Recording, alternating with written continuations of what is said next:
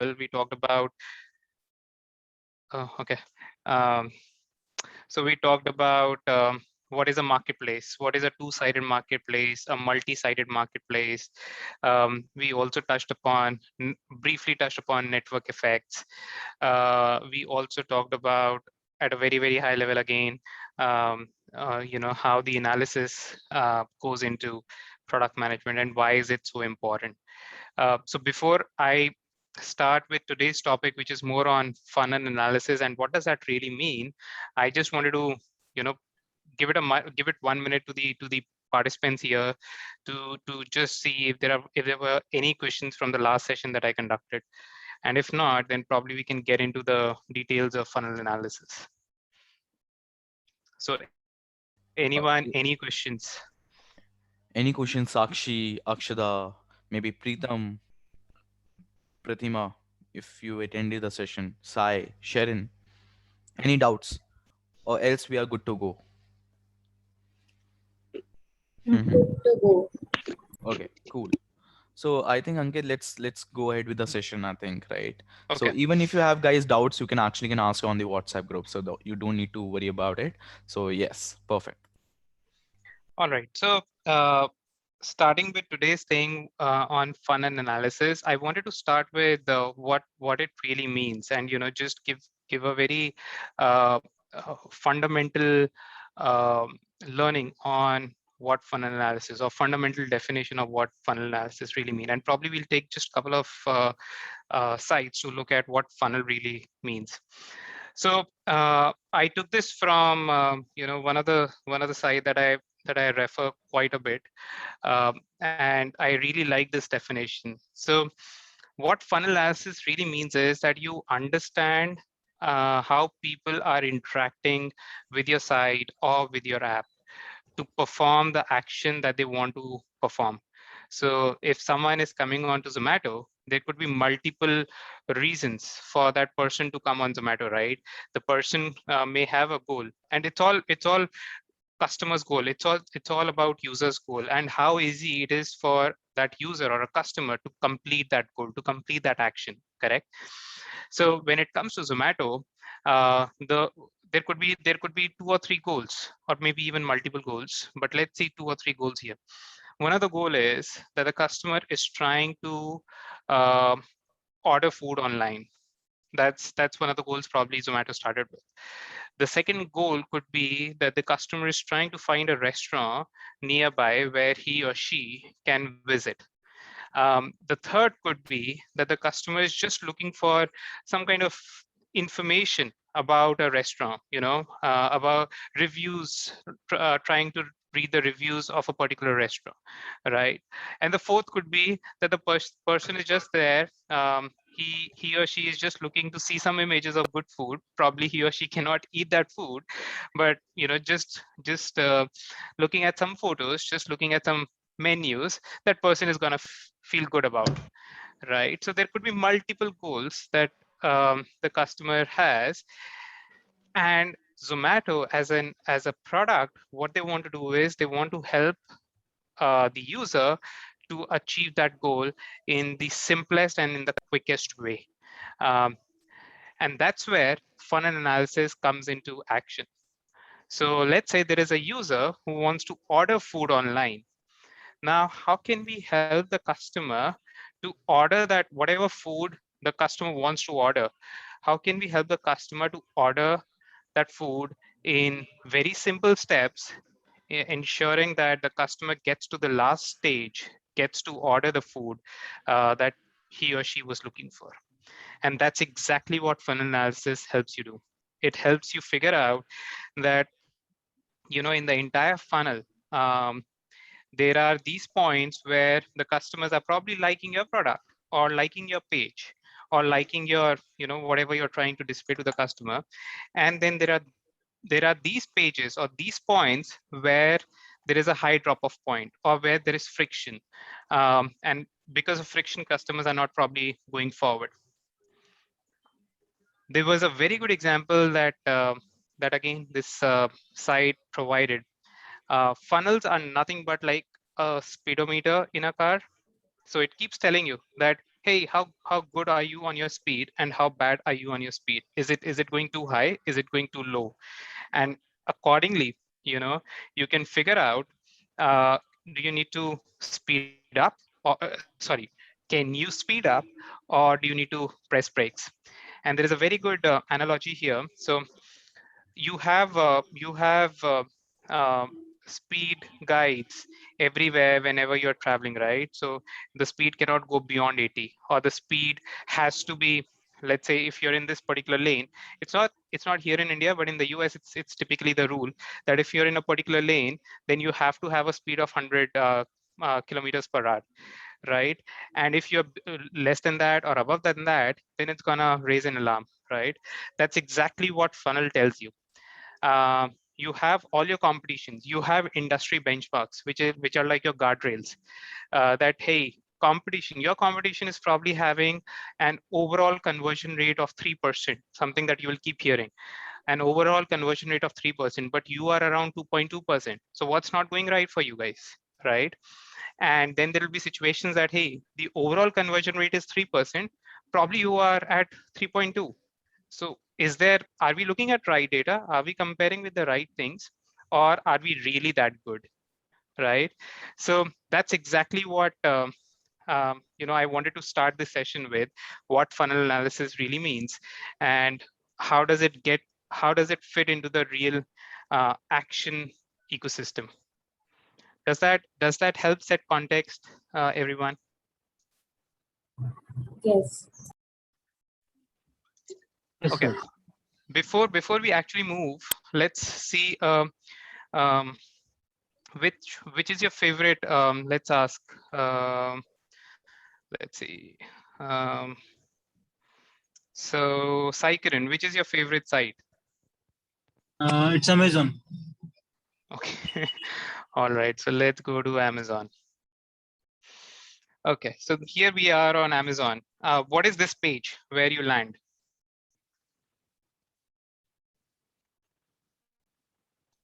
Homepage. Yeah, so this could be homepage. This could be called landing page. These are various definitions that you will hear. That's why I'm being particular that, and this is where the funnel starts. Customer lands on Amazon.in. I'm telling you, I'm being recorded. Whatever is being happening right now on Amazon site, whatever I'm doing right now is being tracked by Amazon through some other tool. They may be using Google Analytics. They may be using Mixpanel. They may be using Omniture. These are various analytics tools that these companies use, and they are tracking me right now. They may not be doing a session recording because that's not legally allowed, but they are tracking me through funnel. So I've landed here. Now, there are various things that I can do here, right? I see a lot of options. So let's say I am looking for Saikiran, what do I search for? Smartphone is under 30K. I'm looking for. Smartphone under 30,000. All right, so this is my search. So now I landed on the landing page, right? I'm also going to talk about the channel here, but I landed on the homepage of Amazon. I did an action, which was to search for smartphone under 30,000. And then I land on this page. So this is my second page in the funnel, right? Now, Amazon would be tracking each of the things that I'm doing here. Right now I'm scrolling. Are you able to see? I'm just scrolling. I have not performed any clicks, but I'm scrolling, Yes. right? So Amazon is tracking this, that am I engaged with this page? How they are figuring out that am I engaged with this page is by looking at what am I doing on this page? I'm scrolling, I'm going further down, I'm going further down. The more I go down, I'm more engaged because I want to learn more, right? So they're tracking this kind of action that I'm performing. What are some other ways that if I do will tell me if I'm engaged or not? Could you tell me? Using heat map, we can track, sir. No? Using, sorry? Heat maps. Correct. So I'm not getting into so my question to you is, Getting what into are the some product, actions as a selecting any product. excellent? What else?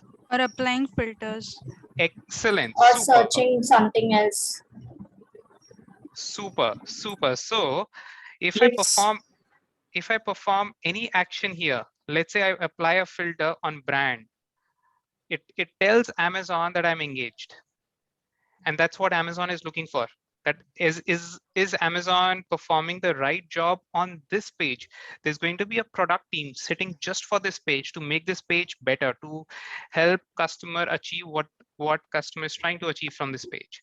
So they're tracking this, that I applied a filter, that means I'm engaged. That means the page is doing what it is supposed to. Let's say I apply another filter. Excellent, because it is showing more engagement. But so far, this page hasn't achieved the outcome that it is supposed to. And what's that outcome? An order being placed. No, for this page, what's Clicking the phone, basically looking into its specifications more. Like getting in. excellent. So the funnel clicking basically.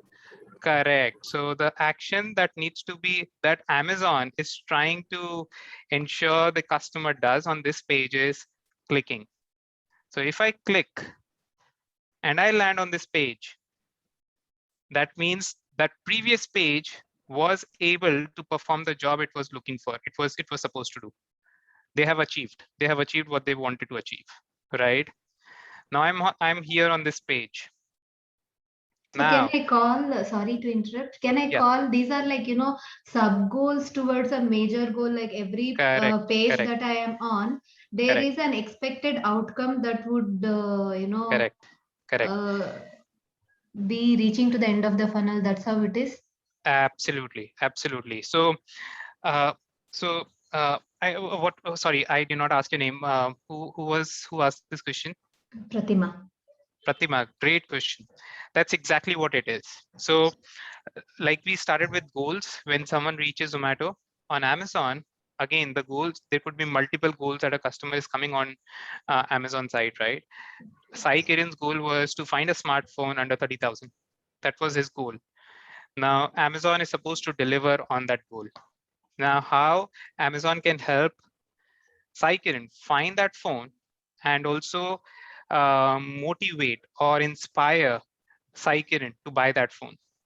So what they want to do is they want to make sure that Amazon wants to make sure that all the questions that a customer may have in making that purchase, all those questions are getting answered at different steps of the funnel, at different stages in the funnel.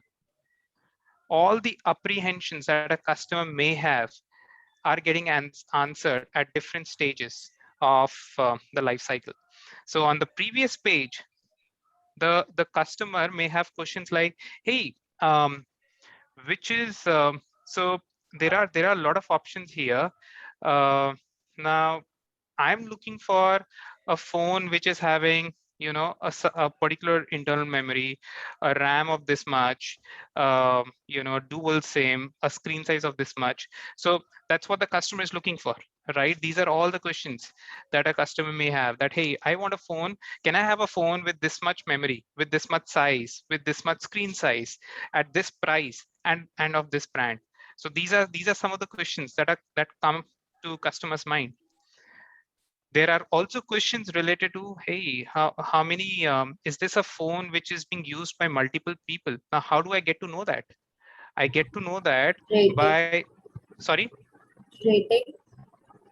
Correct. So the reviews and ratings right up here. So there is a reason why the product team of this page would have added the reviews and rating point here, because there would have been situations when a customer would have clicked this page, but then bounced away from that page because hardly anyone used this phone, and that's why it did not have any reviews. So instead of taking the customer to this page and then bouncing that customer off, it's better to have that information right up here, and that's why they did. So that is one of the hypotheses that probably they may have gone with, and probably that may have resulted in a positive outcome for them, right? So they start showing reviews and ratings up here. There is another thing, if you notice. limited time deal. So can you think of what would be the reason for Amazon to show this up? What is Amazon really trying to do here? Basically trying to create an urgency so that the customer purchases it. Absolutely, absolutely. So it's rated at the top. It's sponsored, that's why, but had it not been sponsored, probably even then it would have been at the top, because probably it is having maximum reviews. It is one of the best phones in that category, and it is having a limited time deal. So Amazon is really trying to inspire you to make this purchase. I have a question right? here. Yeah. Sorry to interrupt. No, feel free. Is it really, I feel like, Amazon is trying to be biased or sort of like try to sell one particular product while it, lists a lot of other things. Yeah, that's right. And all marketplaces do that. So right now, Amazon is trying to sell this product because primarily because of one reason, or let's say two reasons. One, they really think that this is a good product. There'll be a lot of clicks and people make a lot of purchases for this product. So that's why they want to show this product at the top, because the first product or the first listing that you have on a web page has typically 30% higher conversion rate than any other click on that page.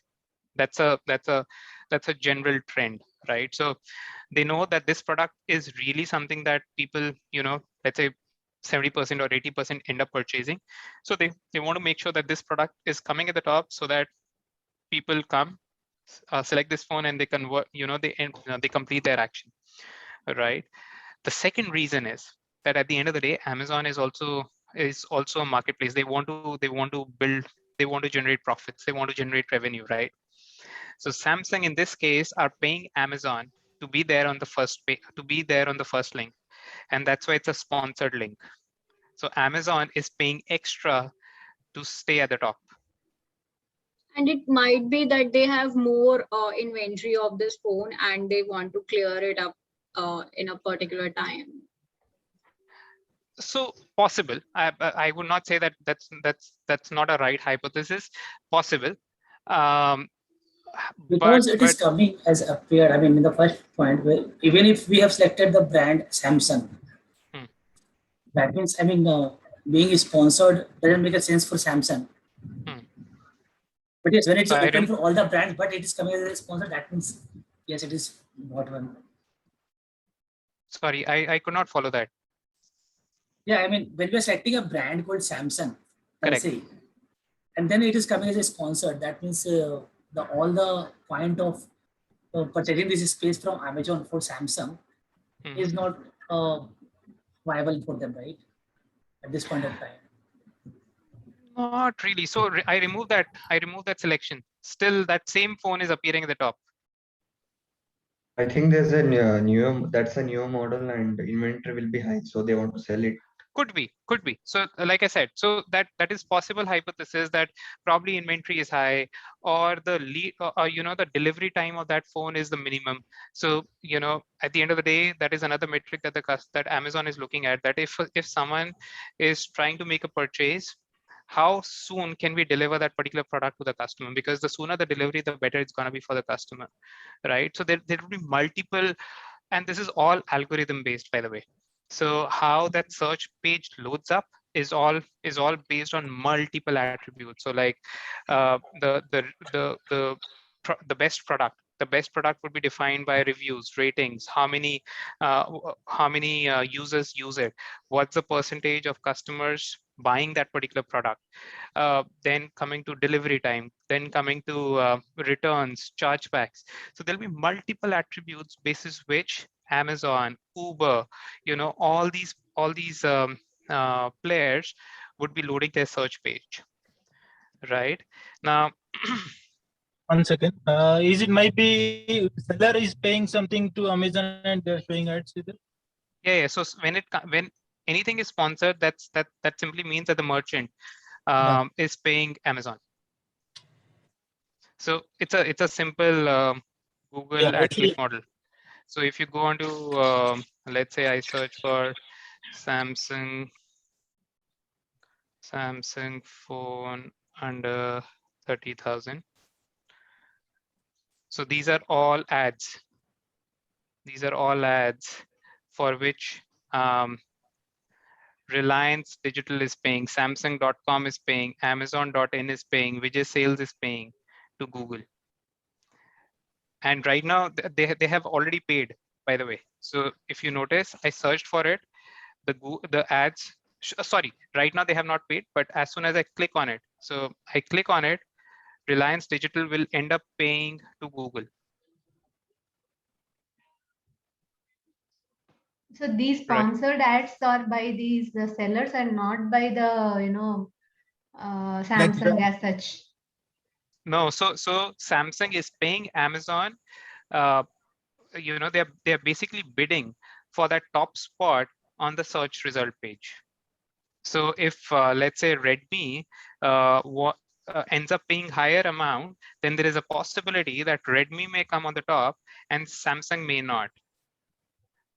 But I'm not distribute it, right? Sorry? Dealers distribute it, right? Via Amazon or Flipkart. Correct. Most of the phones are not sold by Amazon, Samsung itself. Correct.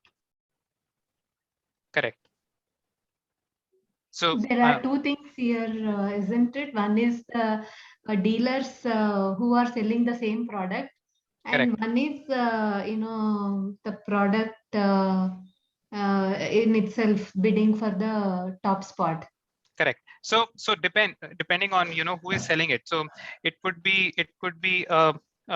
governed, this particular bidding model could be governed by the brands, so like Samsung and, you know, all these brands, or it could be dealer specific. So let's say in this case it is STPL exclusive online, you know, that's the dealer who is, or that's a distributor who is selling it off.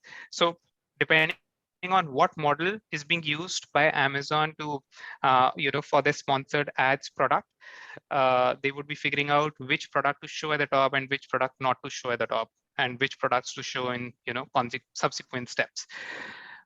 So that really depends. I do not know what is the model that they use, but typically if you go on to Google or any product, it's like brand specific. So let's say I search for best resorts near Gurgaon, right? Now that's an ad. So booking.com is paying Google, and this is booking.com paying Google. You would have heard that brands spend $2 billion, $1 billion on digital ads, on sponsored ads. So this is that amount that is going to Google or any other player. So it goes to Facebook, it goes to Google, it goes to other channels which are driving traffic today, right? So this is one ad. This is second ad. Luxury hotel guides, TripAdvisor, that's a third ad. All these are ads. And the moment I click on a particular ad, that particular brand or that particular merchant would be liable to pay Google for that click. Similarly, now all these links right up here, they are SEO links. These are not paid ads. These are those search engine optimized results that are basically these are free links. Let's put it in a simple way. These are free Organic, I links. guess. Correct. These are organic links for which the brand or the merchant is not supposed to pay anything to Google. But the first three here, these are all inorganic links or paid links or, you know, ads, sponsored ads, for which the brand is supposed to pay Google. Is it only paid per click, or do they also pay for exposure? So it depends what, again, what model Google is following, what model the brand wants to follow. So there are pay per click model. So if, the moment I click, as a merchant here, booking.com will be liable to pay Google. There are also pay per transaction model. So if I end up making a transaction, if I end up making a booking with booking.com through this link, then I'll be liable to pay, and the cost of that click will go even higher in that case. But typically it's pay-per-click model that companies like Google or Facebook they go for, because it's easy to track. The moment it is like pay-per-transaction model, it becomes difficult to track, and there'll be more kind of, there could be a challenging situation with the merchant, because the merchant may say that, hey, this particular click that came from you did not result into a transaction. It was my email campaign that resulted in the transaction, so I'm not liable to pay you, right? So that's why these companies who are into sponsored ad businesses driving traffic to merchant sites, they typically go for pay-per-click model, simple to track. Does that make sense? Yeah, thank you. Yeah. I think Awesome. based on bits, right, sir? Sorry? Based on bits, like what the purchase, like 4 rupees or 5 rupees per search result. Yeah, so depends what costing they follow. Um, it is basically bidding, right? So any particular merchant may bid for a higher amount, can bid for a lower amount, and depending on how Google is attributing bidding or the cost of click in their bidding model, the link will show up. So there's no specific or a particular cost. It varies. I want to understand, like in the search page, like google.com search, what you have searched, best place resort place near place Gurgaon. After that, how it works, like how the search page results is. Okay, so maybe that's another topic that we can cover in detail, because this search page in itself is like bread and butter for Google. It's actually bread and butter. That's exactly where Google started. Google search. Google had nothing else but this search that they had. So we can probably have a detailed session later. But to answer your question, particularly if you see, it's a very simple design that they have focused at. And this design, while it has evolved, but they have stayed to the core fundamentals of the page. So they are looking at some ads, right, that they show up. So this is also these are not ads, but these are the top searches that people have searched for, which is related to your search, right? Something similar to what Amazon does. So if you go onto this particular page, they will show you what so frequently bought together, right?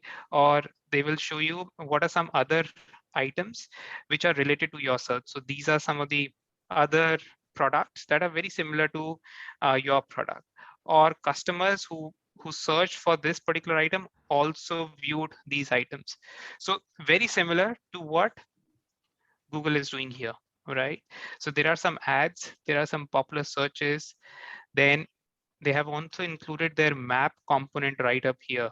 So make it very easy for people to understand. So if I'm staying in Gurgaon, then which is the nearest resort? Because while I'm saying best resort, let's say I say best and nearest, right? So I'm showing my intent here that, hey, while I want the best, so I'm not worried about the cost, but I want the nearest. I do not want something which is far away from Gurgaon. So if you see, the result has changed considerably. Now they have zoomed in into the Gurgaon map here, and they are probably showing me higher rates, or they're probably showing me higher priced properties, but which are very, very near, right? So this is that map component that they have included. And then they come to their top organic results, which they know convert, which they know have landing pages which exactly meet customers' search request here. So these are some of the things that basis which this page loads up. One thing that you see here, they have loaded approximately they have loaded 6 lakh results in a matter of 79 seconds, right? So those results may have, all these results are in these subsequent pages. So it's not that those results are already there, you know, but when I click on that page, that's when those results will actually show up. But what they are saying is that they have these many results which they were able to find out in a matter of 0.79 seconds. All right. Let's come back to funnel analysis. We are still on the first slide, guys, but I'm very happy. There are so many questions, and we are having some good discussion. Appreciate it. Okay, so like we saw on the on Amazon side, so it's a, you know, this is a typical conversion funnel. You have a landing page, you have a product page, you have a shopping cart, and you have a purchase thing, right? Now there could be multiple pages between this or between this, but on a high level, this is how your funnel really looks like, and this is all attached to customer sentiments and emotions. So when it comes to landing page, it is more to drive awareness, right? More drive awareness about the products, about the services that the brand or the site is trying to offer. The product page is that the landing page has done its job in creating awareness of a particular product, of a particular brand. Now, can we help the customer consider a product? So this is more to do with consideration, right? Then it's all about the customer has considered to you know, for a particular product, and that's why the customer is on product page. Now can we increase the intent to make a purchase? And that's when the customer puts something into the shopping cart. So that is one way to depict, is the customer having the intent to make a purchase or not. If the item has been added in shopping cart, then it's all about incentivizing, motivating, making it easy for the customer to make that purchase. So this is where a lot of dropouts happen, because customers, they have an intent, they want to buy it, but they still do not want to buy it. And there are a lot of reasons: pricing, incentives, delivery times, you know, if it's a physical product. There are a lot of reasons why customer may not end up making a purchase, even though they have added an item in shopping cart. So this is how your typical conversion funnel really looks like across sites. There are different flavors to it. There'll be different pages in between these stages, but at a very high level, this is how it looks like.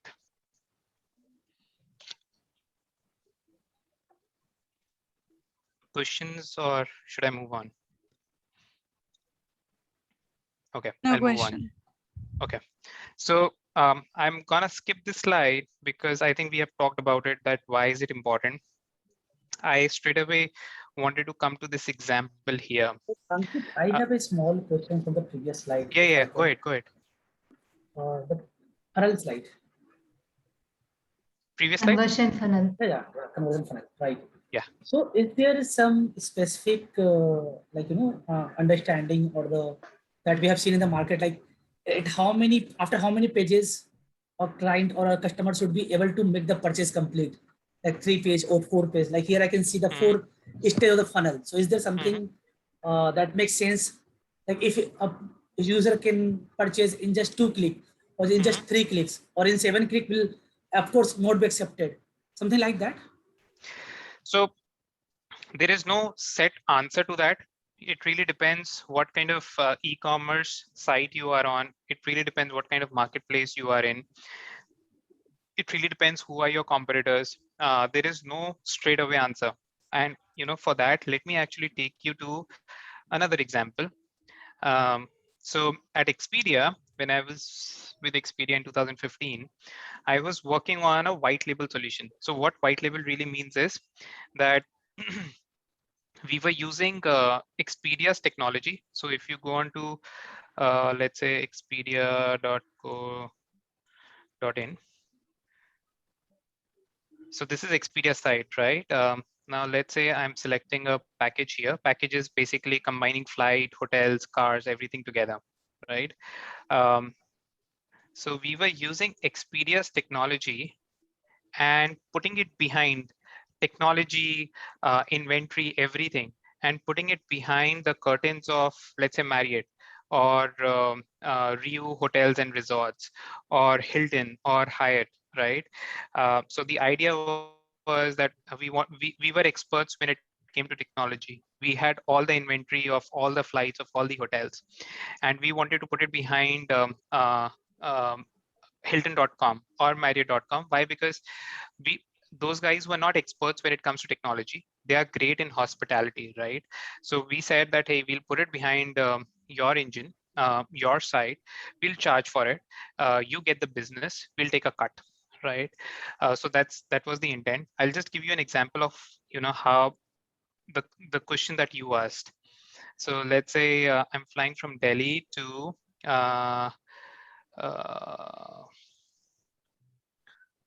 I want to take, so let's say this one, 11 July, and returning on, let's say 29th. And I do a search. I may not get best of the results right now. Okay, there are no results. Probably because of travel restrictions and things like that. Let's see here. Check inside country. Okay, let's do that. Yeah, let's do that.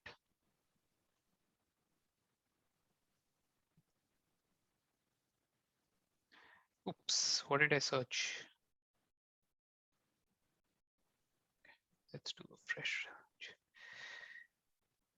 So I'm leaving from Delhi.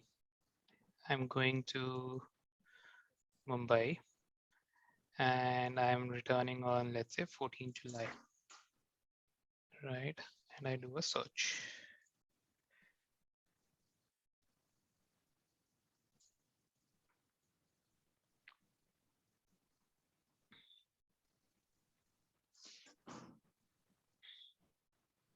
So this is wrong. Whatever is happening right now, taking so much time to load a page in today's world does not work. Anyways, so this is the search result page of Expedia. So, similar looking to Amazon, right? You have all the filters, you have property Cataloging listings and everything. Yeah. Correct, right? So this is how the page looks like.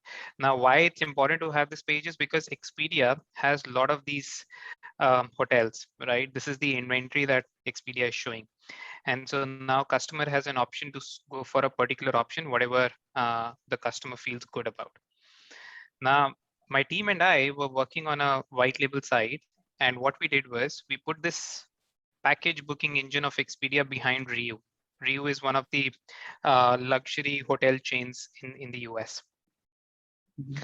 So let's see if I can show you that. Now here, do you see the difference? On Expedia, it was a free text search option. Here it's a drop down. Can you think of a reason why this difference? Where these hotels are available. Absolutely. So Riu is not That's available in where Mumbai. Riu caters in. Correct. So Riu does not have a property in Mumbai. So why even have Mumbai as an option? So what we figured out was that was one of the reasons why customers were dropping off earlier, because when we were using Expedia's technology without changing anything, Expedia offered that free text form, right? You could type anything. And when customers typed anything, they were landing on a page which said that, hey, we do not have any properties in there. And that was one of the big drop off point for this white label site. Correct. That was a friction point, right? So that is how we resolved it. We decided that let's not have a free text form. Let's have a drop down which shows all the destinations where Riu is available. We also experimented with something like, okay, probably gone. We experimented with making it a free text form, but in only those destinations where Riu has availability. So if someone starts typing with, so I think it's still there. So if someone starts typing P, it will show the destinations where Riu is available. It will not show Pune, right? So, okay, coming back to this point here. So let's say I do a search. let's probably do a better search. Let's say I'm traveling from, so this is still a free form. You see, this leaving from is still a free form, but going to is not. Right. So I do a search. Let's see where I get to.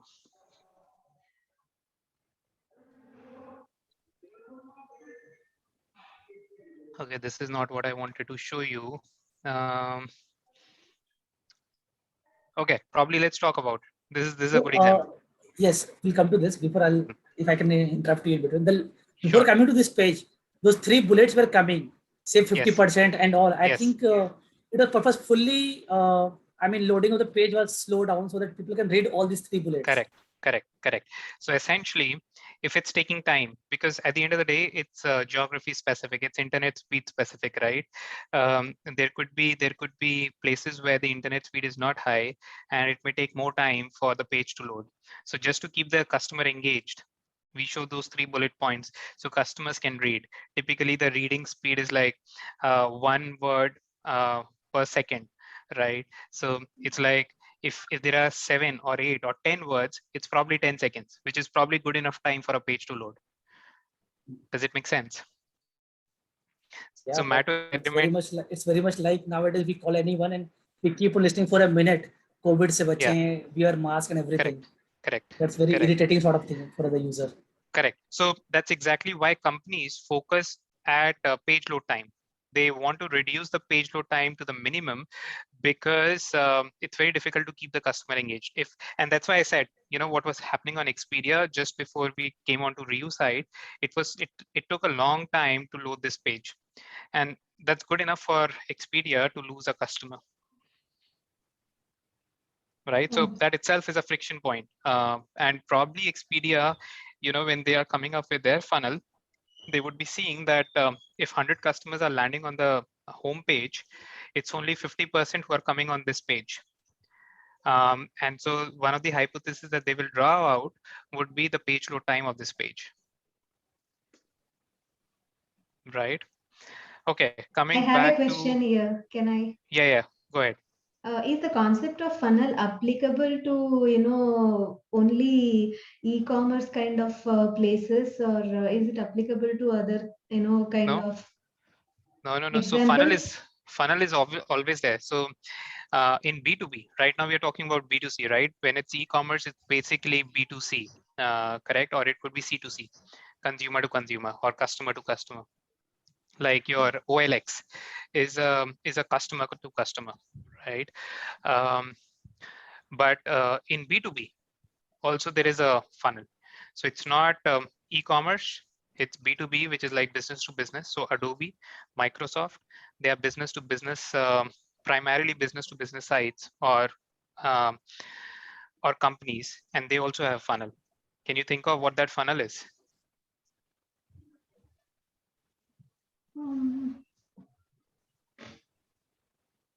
No. No?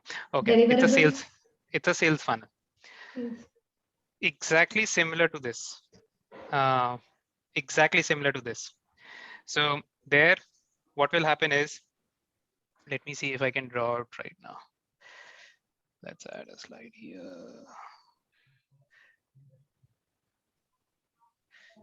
So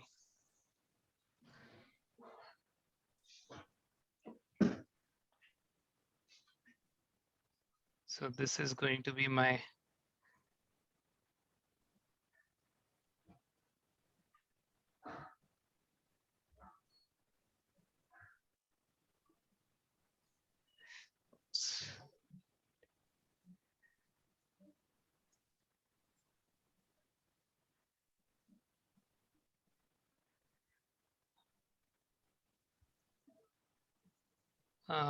let's say lead in the spirit of making the funnel here, and then purchase, and then finally repeat. So sales funnel, they start with the prospect that, so for Adobe or for Microsoft, Microsoft offers Microsoft Office, right? As a product suite to let's say Amazon or to let's say Expedia. So Expedia becomes a prospect. Expedia may be looking at Google as an option, as a competitor to Microsoft, because Google offers similar product. It's just that everything is online, right? So for Microsoft, Expedia becomes a prospect. Now let's say Expedia has started showing some interest. They have started talking to salespeople. They have started seeing what product Microsoft offers. So they become a lead. Expedia becomes a lead for Microsoft. Now let's say the interest level has gone up. Expedia is including more people to make a decision on whether whether Expedia should go for Microsoft or not. They're doing product demos. They're talking about costing. So that gives a feeling, that gives some kind of notion to Microsoft that, hey, Expedia is very much interested. And then once they finalize on the cost, once they finalize on the contract, once they finalize on service agreements, SLAs, customer service agreements, and things like that, Expedia makes a purchase. And then if Expedia is happy, they will keep renewing their license of Microsoft, which means that they are a repeat. Does that help? Yeah. How about places like this apps like WhatsApp? Is there a funnel there? So there is. So a typical. Okay, let's probably look at WhatsApp. What WhatsApp funnel will look like. So the first one would be acquisition, right? So let's say right now WhatsApp has 1.5 billion customers on their platform. Correct? Yeah. This may be wrong, just for an example. What's the total population of the world? Oh. 7.3 billion. 7 billion. 7 billion, right? What's the what part of this population has access to internet? Oh, I 15%. guess. So I 1 would say billion 50. approx. So I would say 30% of it, which would be, let's say, 2.5 billion, right? All these numbers may be wrong. Do not quote me anywhere, please. So 2.5 billion. So what's the addressable market for WhatsApp? 2.5 billion. Correct. Correct. Actually, the addressable market can be 7 billion also, but realistically, their addressable market is 2.5 billion because internet has not really penetrated for the remaining population. So they may not even target. Their immediate addressable market is 2.5 billion, right? So now they will look to acquire customers. Now, what they will do is they will start. Probably they will do some ads on in countries, on platforms where WhatsApp penetration is not high. So for example, in China, if they get permission, which they will not, in China, they want to penetrate, right? So what they will do is they'll probably start doing ads. Physical. So can you tell me what can be physical ads? Like traditional ads, billboard marketing, Absolutely. and digital Advertisement on maybe papers. digital Newspaper. ads on YouTube and all, Correct. Facebook and So ads on YouTube and all these would be digital ads. What you said earlier, like billboard or magazines or newspapers, those are physical ads, right? So they will probably do ads, physical or digital. Digital could be other channels, other digital channels like YouTube is really not there in China. Social platforms. Social platforms, correct. So whichever social platforms do work in China, Facebook is not there, by the way.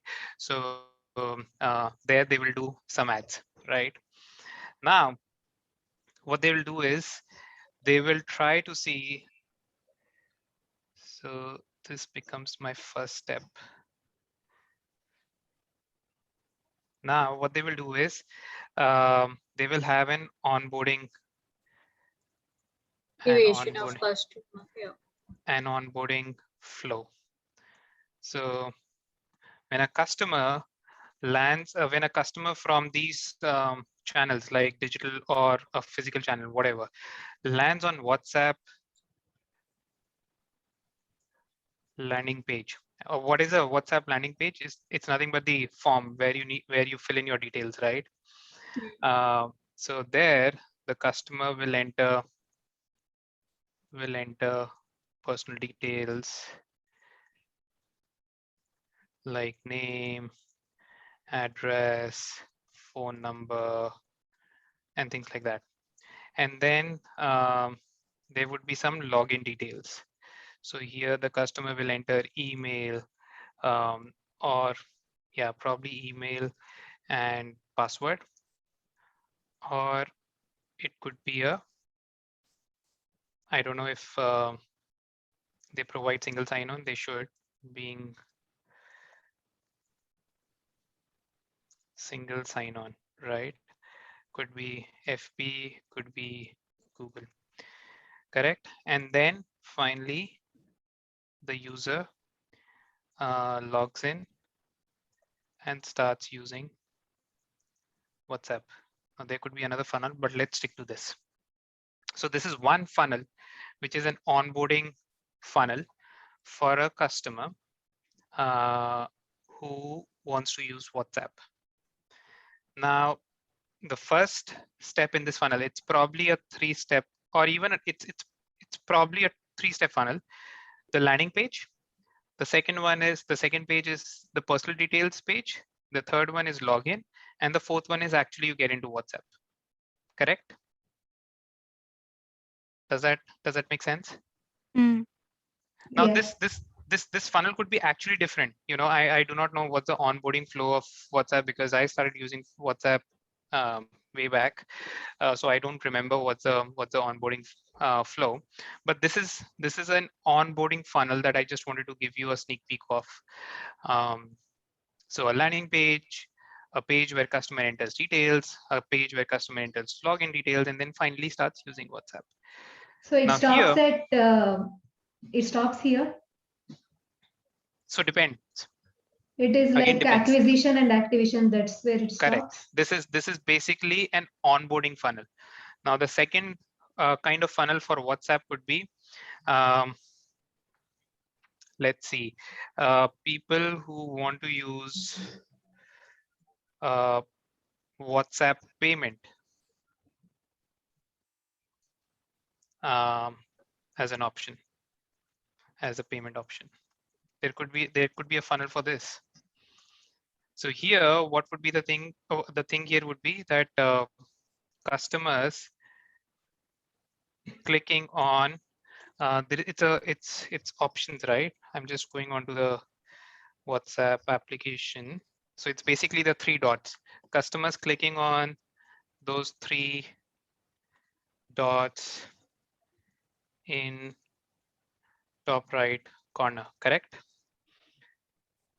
Then customers selecting payment as the option. So I am clicking on payments. Now, what's the next step here? Now customers clicking on add payment method. So I click on add payment method, then customers clicking on continue. Oh, someone is checking if I'm doing the right thing. Then accept and continue. So now there are a lot of steps. You know, I'm not going into each and every step, but do you see it's a funnel that's coming out here? Does that answer the question that the participant asked? Yeah. Sorry, what's your name? Pratima. Pratima, does that answer your question, or should we do this in detail?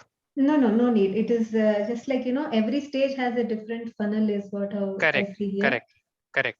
It So need not be necessarily ending into a purchase. revenue. Yeah. Absolutely. There could be a funnel for almost everything. And by the way, payment, WhatsApp payment is a product in itself. There'll be a product team working on WhatsApp payment, working on that funnel, just making sure that so if we have 1.5 billion customers using WhatsApp, what percentage of customers are using WhatsApp as a payment option today? Probably it would be 1 million or 2 million or 10 million, right? So there would be a team working on a strategy on how the percentage of customers, WhatsApp customers, can be increased who are using WhatsApp as a payment option, right? So probably what they would be working on more is how to drive awareness, because if they are able to drive awareness, and if they are able to convince people that WhatsApp payment option is a great payment option, better than Google Pay or better than let's say Alipay in China, then the problem is solved. Rest of the funnel is already built in. They would be able to convert the customer if they are able to drive awareness. User flow and onboarding flow are same things, right? User flow is different. So user flow could be anything. This is also user flow. Okay, it's kind of, then onboarding flow is part of user flow. Onboarding flow is part of EI. So user flow can be anything. What's the flow of user actions? That's user flow. So what is the task that the user is trying to complete, and what's the flow for that user to complete that task? High level. Okay. Correct.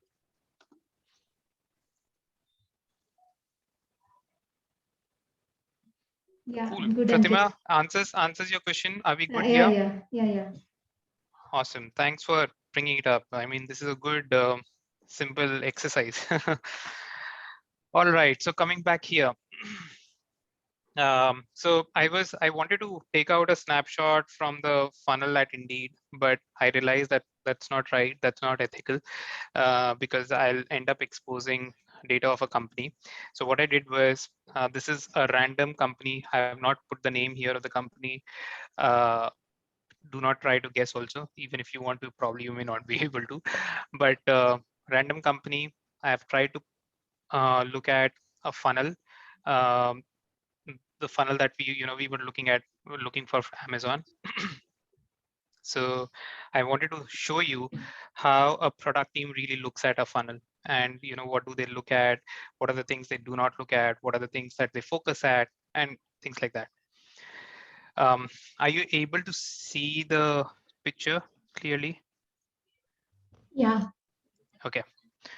Let's try to bring Amazon example back into our minds, just to put this particular flow into perspective.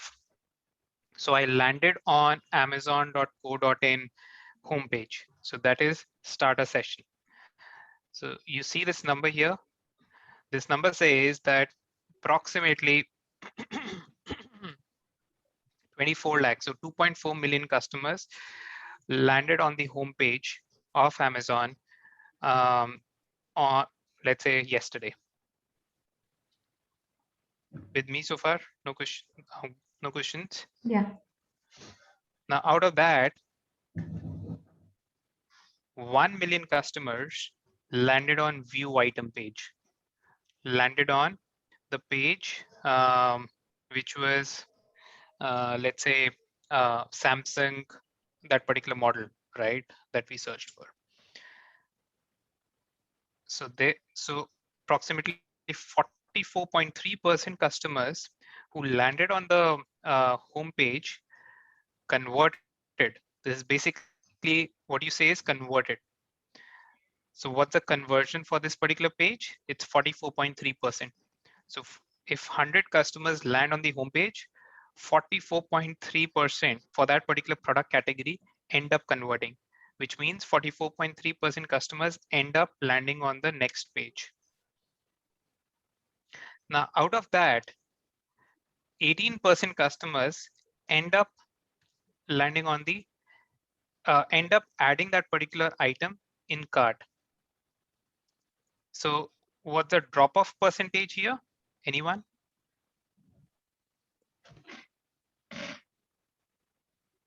So it's 83%. 83%. Okay. Correct. So 83% drop-off, which simply means they viewed the item, but they did not added that item into the cart. And then whatever number of people added an item to the cart, 60% made a purchase.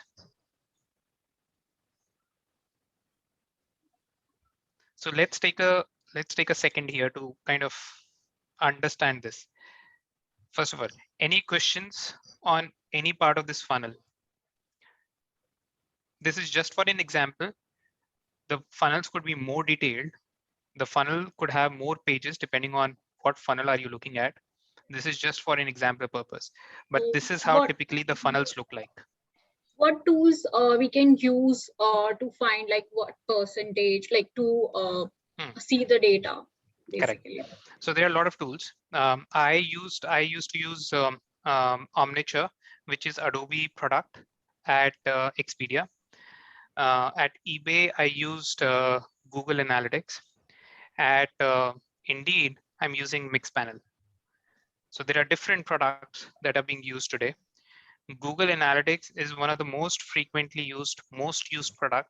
Why? Because the cost of it is either zero or minimum. If you are already a Google customer, you may not even pay for Google Analytics.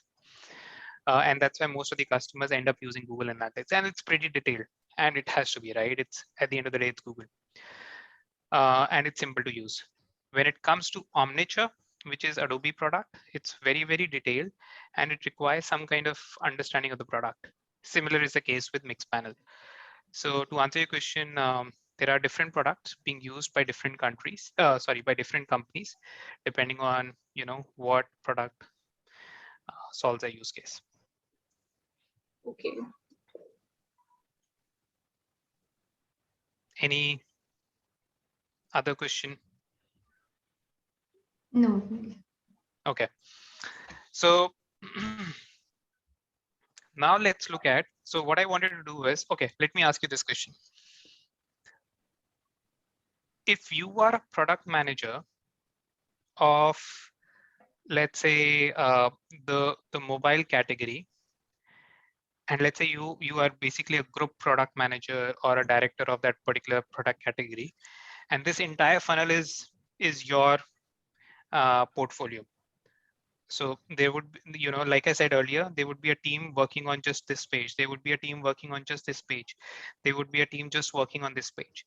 There would be many other teams working on different capabilities, different product features on this page. So for example, filters, there'll be a product team working on filters. Now let's say you are a very senior person who is heading that particular, who is looking after this entire funnel. What would you derive out of it? So we see that there is an 82-83% drop rate from view item to add to cart. So we'll try to find out the reasons for this, basically. Like, Okay. Is there a problem with page? Is it not very detailed? The offer is not good? Yeah, are there are the buyers sufficient there? Like, our competitors are giving us more options. Okay. Ankit, can you please repeat the question? Yes. By the way, the person who answered who just made a point here, what was your name? Sakshi. Sorry? Sakshi. Sakshi, great. And the person who just asked the question, what's your name? Sharon. Sharon. Okay. So Sharon, the question here is that if you are a product person, a senior person at this company, looking after this entire funnel, what would you derive out of this funnel? What would you do the moment you see this funnel? So the first thing is whatever people who are starting the session, they are not ending up purchasing it, which is our end goal. But then, I would also see view items, which view items page also has significant raise compared to the add to cart and purchase. So maybe there is something which is stopping users from add to cart and purchase, which is our ultimate goal. So would dive in for what the reasons would be. Okay. Okay. Anyone else? I would also look into if the purchase has been done direct from view item without adding to the cart.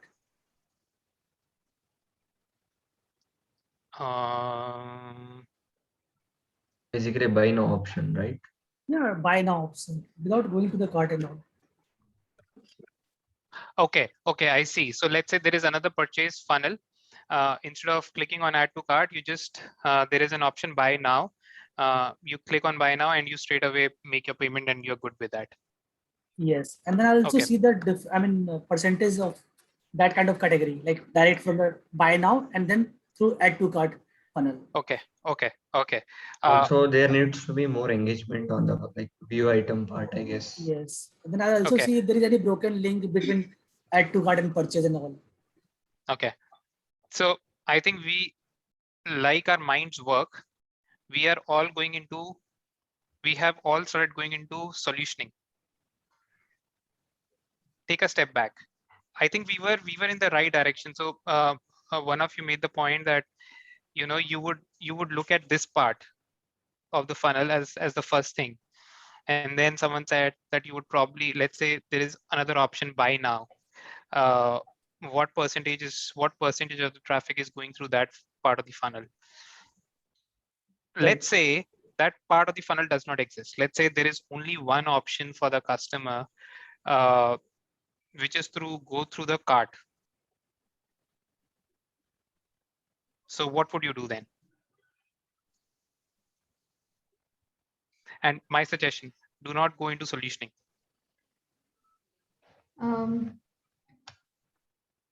First of all, we need to analyze the customer requirement, like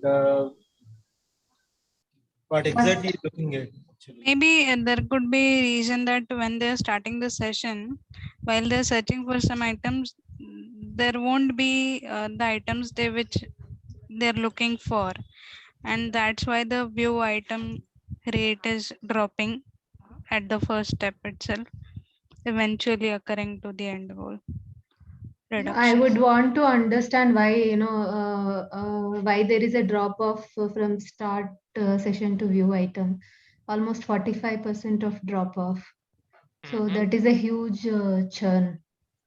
So let's just leave at that point. I think as the first step, what I would want to understand is why there is a category, which category actually. Maybe if it is fashion Correct. category, so we Correct. choose number of shirts if I have to purchase one shirt. But in terms of mobile phone, I may just go with the brand and one particular things and just add one or two to the cart and then purchase out of that two. But in terms of so now what you all are saying is that you would want to understand what's really happening at this point and at this point. And if you were to prioritize, which point would you focus at more? Which one would that be? View item to add to cart. Purchase. Excellent. Because they are more potential customers. Like they have like taken one extra step. So excellent. So now Also, what you're saying the last is one is like very good, right? The percentage conversion rate. Correct.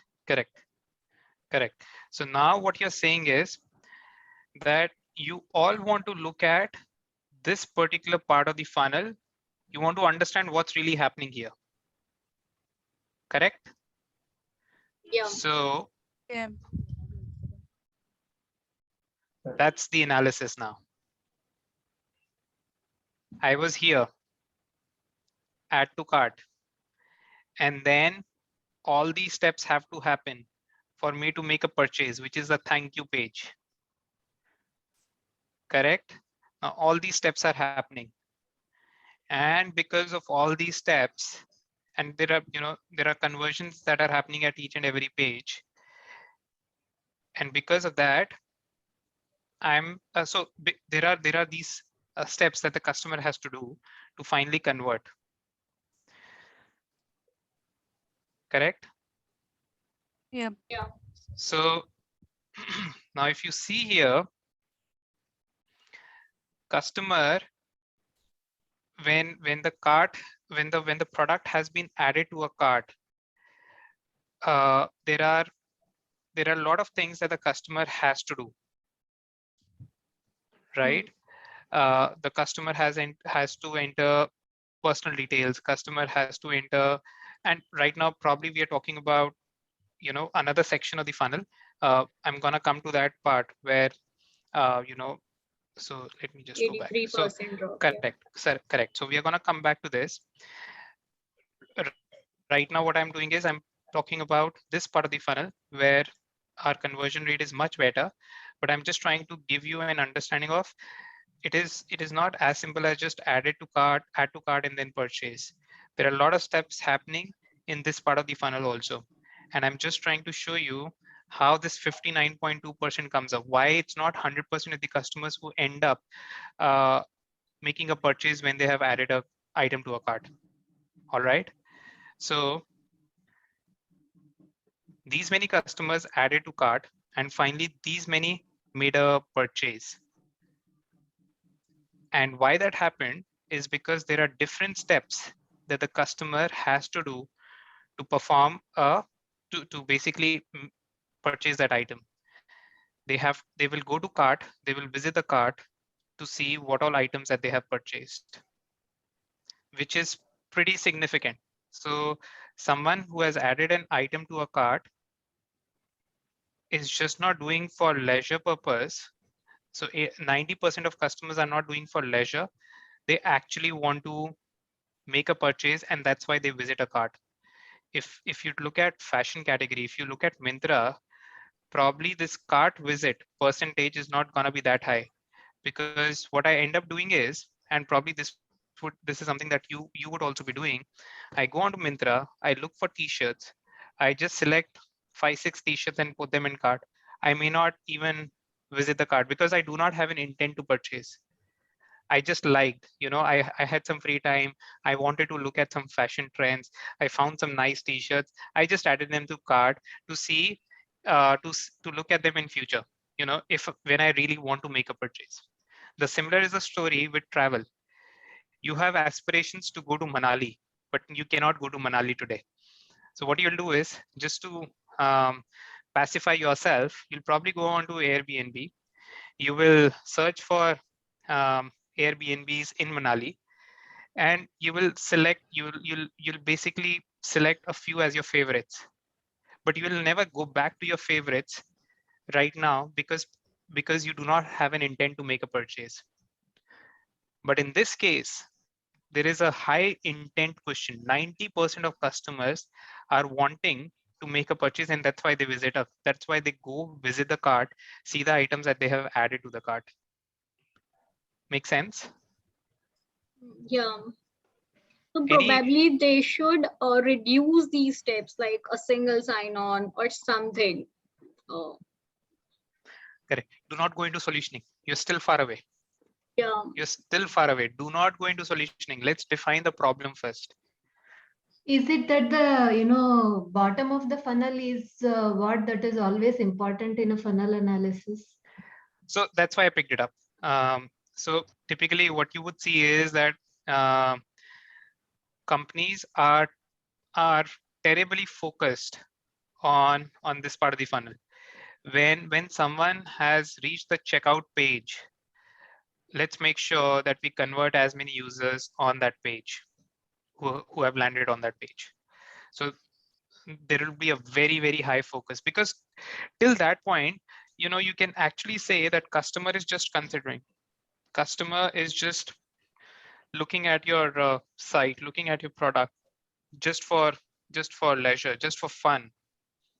But as soon as customer has reached the checkout page, there is probably some intent. And all these steps that are happening here are just increasing that intent now.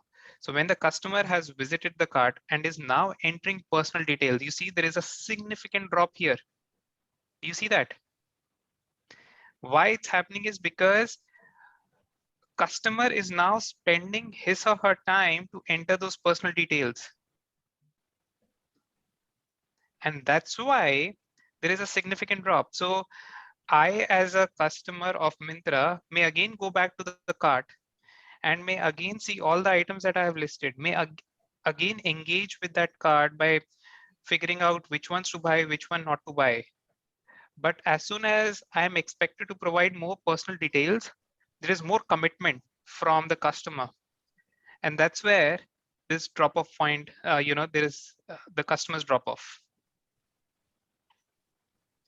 Now, when the customers have entered their personal details, that means they have shown a higher intent. We see that 93% customers end up entering their payment and shipping details also. That's pretty, I would not say so. According to me, even this percentage is high. This percentage could be even lower, because now it's like customer is giving you the money, because customer is now entering the payment details, shipping details. So they are now they have now told you that, hey, take my money, I want this product. And out of that, 98% end up converting. They see a thank you page. So now if I ask you, again, if you are a product manager of this funnel, what would you focus at? Cart visit to personal details. Cart visit to personal details, okay? Also, this funnel is like for new customers, right? Good point. I did not talk about that, but excellent. Let's talk about that as well. What else? Auto save the personal details and shipping details, I guess. Do not go into solutioning. One thing that you must remember, do not go into solutioning. If you have figured out the problem, what you want to focus, why you want to focus, then the solutioning will automatically come. Right now, my question to this group is, what would you want to focus at and why? Would be the card I item. think the personal details section should. I mean, the other 11%. This one? Yes. Okay. Why this 11% drop is there? I mean, if a customer has already added it to the cart, so why is not visiting to the cart? The 11%, I will look into that. Might save it for later, I guess. I want to look at personal details to payment. Personal details to payment, okay. I think card visit to personal details is the most viable option. Okay. Am I audible? Yes, you are. Yeah, Sharon.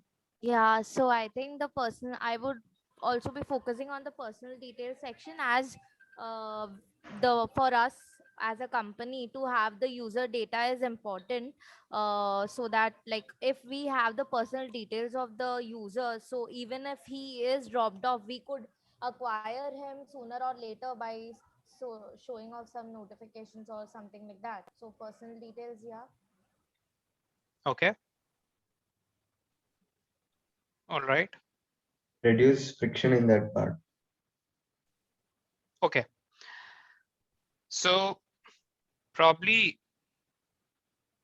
for me, yes, I would also want to look at this, because if I look at everything else, every part of the funnel, I'm pretty close to 90%. Now, I'm not sure if 90% is good enough or not. Have you used Milk Basket? Has anyone used Milk Basket? Yes. Basket, yes. Yes. So probably this particular funnel may not be good for Milk Basket. Can you think of why?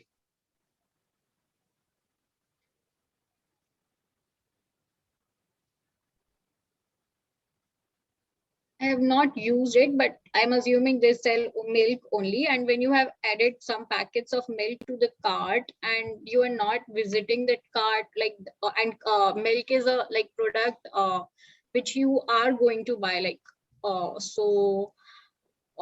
a so subscription. why are you Maybe not because- purchasing it from this company? Might be a problem, like so might be a lower price you are getting somewhere else or something like that. So could that be can be a because problem. milk is an item, daily item category. So once he opt for a month or two, or till the amount is there credited in his account, it will automatically will deliver to every day to his address, something like that. It's a I also agree that subscription, since right? it's a Subscription model, yeah. daily purchase item or a subscription model. Yeah. So I think again, I missed to check on the name of the person, but the person who said, milk basket is nothing but your daily needs. It provides items which you require for your daily needs. So milk, bread, eggs, all these items are like daily items that you need. That's what milk basket delivers. So this funnel may not really look good for milk basket for the simple reason that there is no motivation required for you to buy milk or buy eggs. If you need it, you need it. But there is definitely a motivation needed for you to buy a Samsung phone of 30,000 or an Apple phone of 70,000. Even if your phone has your current phone has stopped working, to buy a new phone, whatever cost it may be, whatever brand it may be, there'll be some kind of motivation or inspiration needed. And the simple reason why that motivation or inspiration could be needed is because there are alternatives to that need. What are the alternatives to that need? The alternatives could be that you can use someone else's phone. You could use a phone that you stopped using some time back, right? There would be a lot of alternatives that you will think of before making a purchase.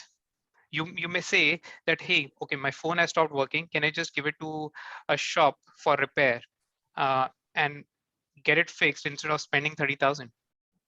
So there are a lot of alternatives. But when it comes to daily needs, a milk product, Amul milk or a Mother Dairy milk packet, that's going to be same across Milk Basket, Big Basket, Reliance Fresh, right? So why a customer who has added a product in Milk Basket cart, why only 90% customers end up visiting the cart? There is no desire, there is no leisure in adding Ashirwad Atta to a cart. So probably for Milk Basket, they would want to focus at this part. What's really going on here? Who are these customers who are coming to the cart, who are adding items to the cart, but not making a purchase? But for Amazon, this may be a great funnel. And this is probably, if I am a product manager at Amazon, I would want to focus at this part of the funnel, that what's really going on here. Customer has added the cart, has added an item to the cart, is also visiting the cart. And it's all happening, one step after the other. It's all happening in one session. Now, why only 74% customers end up adding their personal details? Is there something wrong here? I would want to focus at here at this point. My second point of consideration can be at this point. So here I want to tell you why it is of significant value. Customer has provided you the credit card details. Customer has provided you their bank details. Customer has told you that, hey, this is my card, use it, charge it. Why out of 100 customers we are losing to 2 customers? Could be So issue why with the Amazon itself. do not go into solutioning right now. Just focus at the numbers. Just look at the numbers. And this is where someone said, look at users, look at product category. Even within Amazon, there are different product categories: fashion, electronics, within electronics, mobile, television, microwave, fridge, right? This funnel could be for each one of them. So for any category, essentially, I'm saying any category, hands down, any category, this percentage is bad, is really bad. Because what's really happening here is that customer has given you the money, but we tell the customer that, hey, we do not need your money. That's what we are doing. So I would focus at this point. If this is, let's say, a funnel for Amazon and let's say mobile category, I would focus at this point, and I would focus at this point. All right.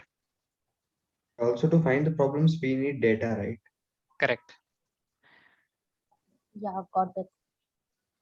Sir, I want to understand, like, if the customer has two options in their add to cart button, so what's the drop down their chances? Like, if he has two options, the same product.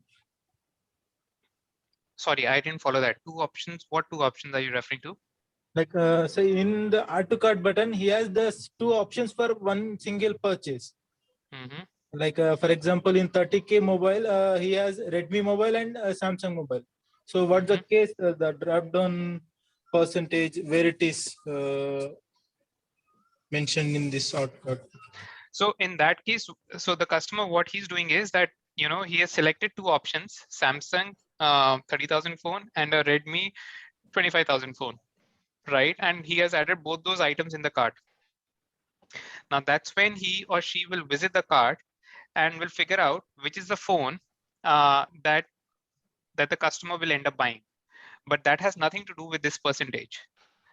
That customer is still there on the cart and is just shortlisting which one, is just making the final decision on which one to buy. But once this page, this action will only come once the customer has decided which one to buy, unless the customer is trying to buy both the phones. Understood. Right? Okay, so now I'm again gonna put the question. I think now we have detailed, you know, did some kind of deep dive into one part of the funnel, and that's the last part of the funnel. What if I want to what if I want to go even deeper? What are the things that I would want to look at?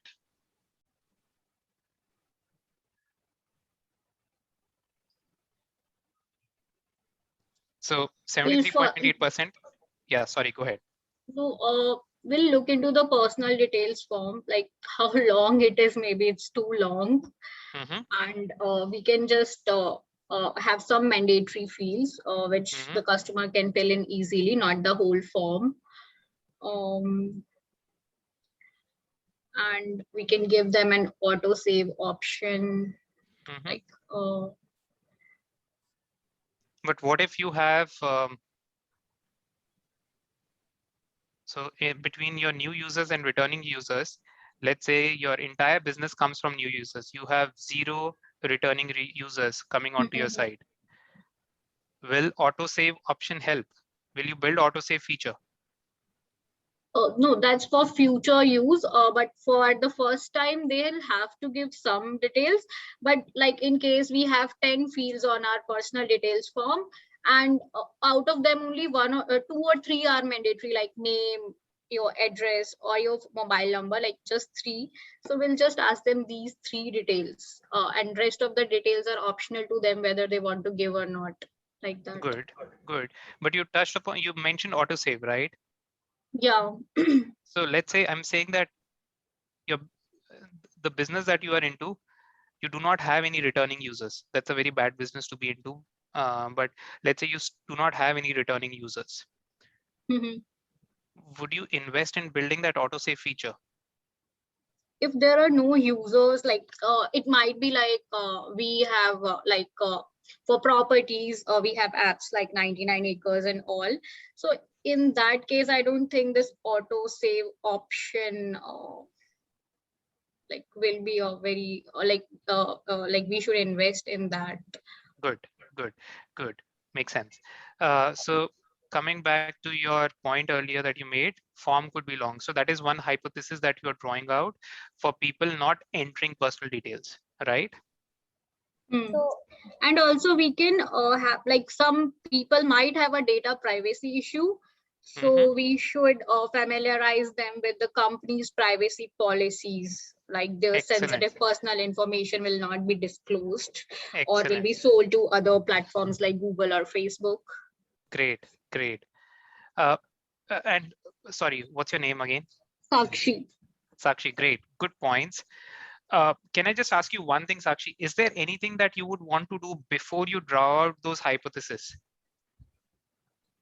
So we have said that we have said that we would want to focus at this point and probably this point also. And so, one logical step is that we start drawing out hypotheses like the way you are drawing out. Is there anything else that you would want to do just before drawing out those hypotheses? I'll check the data, like at which point in between cart visit and personal details. Like for me, it's coming to mind only this thing, like there might be like why people are hesitant of entering personal details. So what maybe you said? Maybe we can check if there is enough, incentive, or if there is enough curiosity for the client, or if there is enough kind of say offer and everything is visible, so that he can move from cart to the next phase. That is the purchase part of that. That includes my point also is the same thing, that from cart visit to move into the personal details thing, the user should be aware, or there should be some prompt visible that after cart visit, it is the personal details that you're going to fill. So the button should be clickable, visible, or basically user should be aware, visibility of the thing, next step. But and the motivation, if he is equally motivated as a price or anything with the product, something. So great points. Are these all hypotheses? Yeah. Are these all solutions? These could be like after analyzing the data, we could understand these things, like these are the reasons. Okay, yeah, call it hypothesis. Right. Are you sure we are in a position to draw out hypothesis at this stage? No, basically, firstly, we'll between cart visit to personal details, the people who are dropping will study them, like what's their behavior in that. How? What exactly are you gonna do? So great, you are on the right track. You will study them. Yeah. What exactly will you study? I want to understand. We will see like what a customer is doing when he come back to the cart. So what then after what he is doing. So we can see that all things right in the back end. I would like to see that part. Through data science team, maybe we can, like if we are recording or seeing this thing through Google Analytics, we might draw more insight based on the parameters. Like I guess I'm not sure, but which button they are clicking more, which they are not clicking, that heat mapping, maybe like which part they are struggling with, maybe like some kind of tool basically. Okay, great. So you all are going in the right direction. So I want to understand, like when he added to the cart and when he coming back to the cart visit, like what the duration, like within the next moment he came to the cart visit, otherwise a particular duration, 1 or 2 days he after 1 or 2 days he came to cart visit and he purchased the product. So there might be interest rate decrease or increase, maybe chances are there, right? Also, if there are tools and we are not able to get something through this in case, so we might send them an email or a short form, basically a survey, short survey, like a 1 or 2 question survey, which might help us in understanding. That works only if they are registered, right? Push notifications that there are items pending in the cart. Okay. So not a problem. Absolutely. Who said that? Who was it? Sai Kiran. Excellent. Remember this statement that you said. Do not get into solutioning. Do not. Solution. It will be very easy to build a solution if you have the right problem figured out. And I just want to put a stat here just to emphasize on this point. 90% of the startups today fail because they do not know what problem to solve and why do they want to solve it. It's only 10% startups which survive. So always focus on the problem and why you should solve it, not on the solution. And all of you were going in the right direction. I must tell you that. Figuring out the user behavior. That's exactly what you want to do at this point. You know that there is a problem here. Now let's try to understand more about the problem. Why it's happening? What could be the reasons? Right? So the first thing that you could look at is, and someone said this, sorry, I again missed to ask the name. Someone said it. Are these new users? Are these returning users? Probably this percentage could be for new users who do not trust your brand, who are these are the first time users. They do not know how this is going to work. They do not know. Someone again said, this is PII data. I'm not confident on Myntra to hold my PII data, right? So I would probably want to understand what kind of users are these.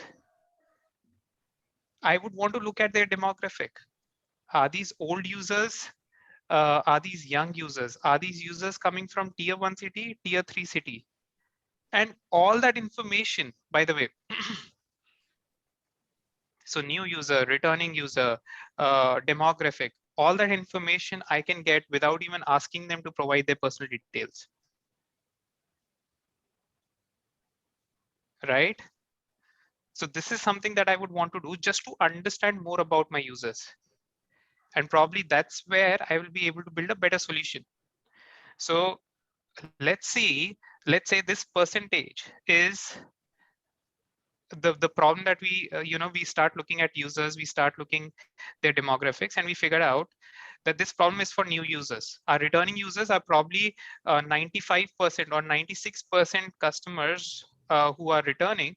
They end up entering their personal details. Let's say there is no add to save, there's no save button. 95% of those customers enter their Ankit, I personal had a details. doubt.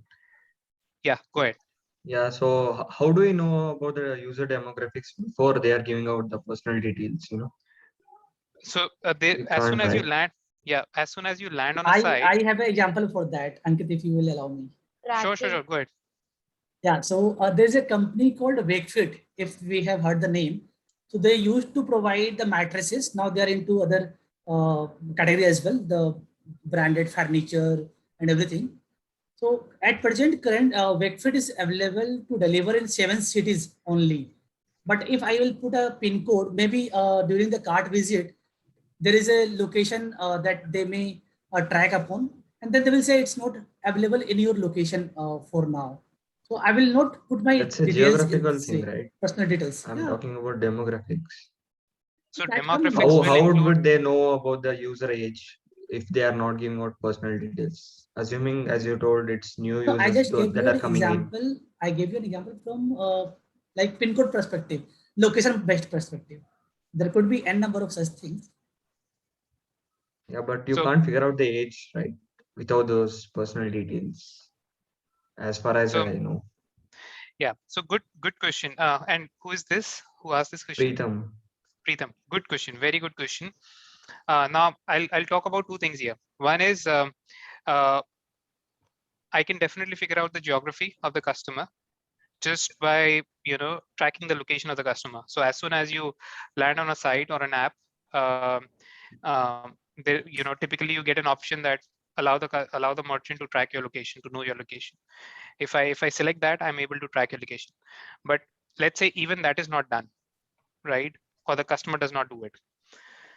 Today I have products which can, just by the way you scroll your mouse, it can tell you your gender, it can tell you your age, it can tell you your location, just by the way you scroll the mouse, just by the way you select a particular item, just by the way you apply filters. It can tell you that this particular customer is probably a male, is probably of this age, and is probably from this geography. And also they might be using cookies. So whatever data they collect from other sites. I'm not even getting into cookies. Who is this who said it? Sakshi.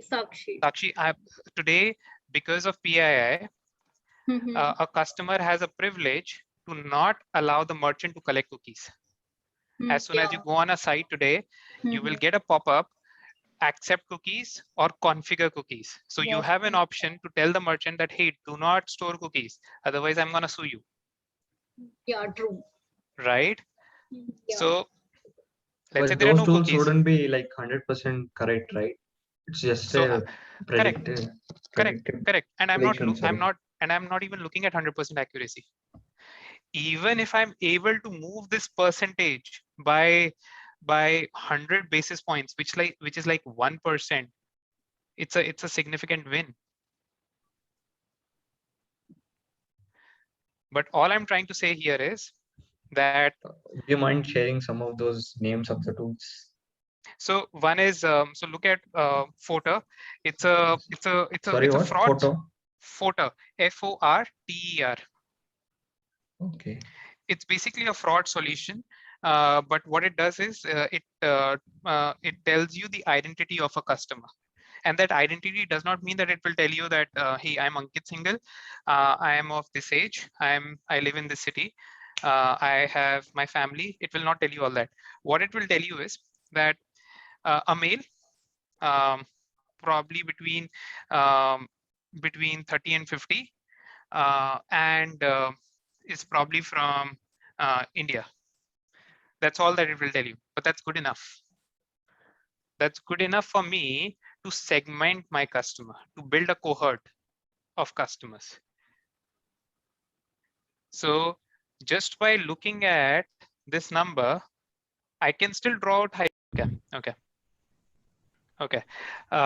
So yeah, coming back to this, I think, just in the interest of time, I would want to understand what kind of users are facing a problem. After doing that user segmentation, I could come to a conclusion that it's a general problem, right? Or I could figure out that it is this particular segment of customers who are facing this problem. One of the other segment could be that customers coming from Google or Facebook are facing this problem. People who are coming direct or people who are coming from email, they do not face this problem. So 95% customers who are coming from the email campaigns they end up entering their personal details. But 50% of customers who come from Google or Facebook enter their personal details. So that's how I would just segment those customers. And the reason why I would segment those customers is to understand even more, what is the challenge that these customers are facing, but the other customer segment is not facing, so that I build the right solution for this customer and do not disturb the experience of the segment of customers who are not facing a problem today. If I build up a general solution, I may be able to please one segment of customers, but I may end up disturbing the other segment of customers who are doing really well. Do you see what I mean? Yeah, the solution tailored to their needs, right? Correct. Absolutely. But coming back to the hypothesis part, now let's say we have done the user segmentation, we have figured out that. I just want to ask the software name you just told, Forter, like what's it? Like, can you spell it? Like. Yeah, it is FOR. Okay. TER. Okay, thanks. Yeah, it's a fraud solution, like I said, but it basically helps you identify the person. Okay. And Also, I was evaluating that particular product for one of my products. That's how I know more about it. But there are multiple products who are in this space today. Is it backed by the Chinese? No, it's a US company. Okay. It has Ankit, a Chinese I have a page, question too. Yeah, go ahead. So, while considering all these factors, while analyzing why the drop-offs have been happening and all, do we focus entirely on demographic analysis? Because I've read somewhere demographic analysis in the longer run is not useful. No, sorry, I could not follow that. So, right now we talked about the demographic data analysis. So yeah. I've read somewhere that demographic analysis in the longer run is not considered in big companies. So is that true, or do we still Not consider demographic? not necessarily. And who is this? Sharon. Sharon, not necessarily. So probably, if you could share your source after the meeting, that would be helpful. Lot of emphasis is being given on demographics. So a lot of emphasis is being given on your target customer base. So for example, we were talking about Milk Basket, right? Milk Basket is targeting a particular customer base today, and that's why they are not really present in, let's say, Delhi as a city. They have slowly started venturing into Delhi, but they started with Gurgaon. Can you think of why they started with Gurgaon? Because their youngsters are there, like people Absolutely. doing jobs. So Absolutely. And they did not have time to go visit a big bazaar to pick up their groceries, or even to go to a shop which was nearby, uh, for this problem right here. So these are three problems that we as a group figured out today. What are the other hypotheses? And then what would be our next step? So maybe in our next session, maybe on Saturday, right, Pratik? We'll be connecting on Saturday now. Or maybe we can do it over a weekday, right? So if it possible for the people, we're gonna be discussing it mutually on the group, I think, Ankit. Okay, that works. Right? Uh, but just to put things into structure, what I'll do is I'll start from here. I want to convert this funnel analysis part. We are pretty close to the end, but I definitely want to have another case study to run with. Um, So but guys, as Ankit, if you have time, we can cover it up. It's all up to you, right? I think if you have a time bandwidth, we can cover. If you don't have that time right now, we can cover afterwards. That's totally okay. Yeah, but I think I'll No have to worries. stop No, because my no son is worries. crying, so I just need No to attend to worries. him now. No worries. But this is where I think uh, we can end for today. Mhm. Uh, we all were talking about various hypotheses, and all these hypotheses were something that the group came up with. So Mhm. what are some other hypotheses that we can come up with to solve this problem? And then we'll go into the next steps of how exactly are we going to go about executing those hypotheses. Do test and learns, do A/B test, something that you all would have heard. How about how we are going to go about doing the next steps, I right? think just Preetham having a last doubt. I think do we like he's saying like do we figure out the problem purely based on data or does intuition plays a part? Oh, it does. It definitely Intuition. does. It definitely does. So data definitely helps, but intuition, user search, qualitative data that we collect from, reaching out to customers, all that helps. Uh, but data definitely plays a significant role. And sometimes you are the only and you maybe you are the user of the product, right? So in that way also your user mindset comes into the Correct. picture, and Correct. you become Correct. like, okay, if I'm using the product, I'm not using as a founder or maybe a product manager, I'm using this product as a user. And I think that's where the intuition comes, right? So even Correct. as in a customer mindset, you understand like, okay, if the customer is facing maybe this problem or the data is saying something else, I think the customer needs something else because I understand this market and I've been into this market for a long time. So Correct. that particular Correct. manner, the intuition also works. Correct. Right. So yeah. So on that note, guys, we are wrapping up the session, and I hope you guys liked it. And if you have any feedback around the session, maybe regarding the pace, maybe regarding the topics, you can talk right now, or maybe we can actually can connect offline, or maybe you can just share your feedback over the WhatsApp group. We are more than happy to take it, as we are a product manager. Our daily life, daily routine is to take the feedback from the people, right? So in that case, Absolutely. feel free to talk about if you have anything in your mind right now. Just let us know, and we make sure that we can give you the clearance, right? So yeah, clarity on Yeah. that So part. so um, uh, just plus one on what Pritik said. Feedback is super critical. So do let us know. what is working, what's not working, what is it that you're liking, what is it that you're not liking, so that I can incorporate and I can make it better. You know, you are investing your 2 hours, I am investing my 2 hours, I have a goal, you have a goal. Let's just make sure that we are achieving our goals in the right way.